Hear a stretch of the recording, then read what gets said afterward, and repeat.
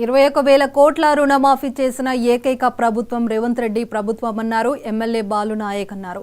నల్గొండ జిల్లా కొండమలపల్లి మార్కెట్ యార్డులో వేరుశెనగ కందుల కొనుగోలు కేంద్రాలను ఎమ్మెల్యే ప్రారంభించారు. రైతు పండించిన ప్రతి గింజను ప్రభుత్వమే కొనుగోలు చేస్తుందన్నారు. రైతులెవరూ దళారులను నమ్మి మోసపోవద్దని సూచించారు. కొనుగోలు కేంద్రాలలో మోసాలకు పాల్పడితే ఉపేక్షించేది లేదని హెచ్చరించారు. వేరుశెనగ కందులకు గిట్టుబాటు ధరతో పాటు కొనుగోలులో ఎలాంటి ఇబ్బంది లేకుండా చర్యలు తీసుకుంటామని అన్నారు.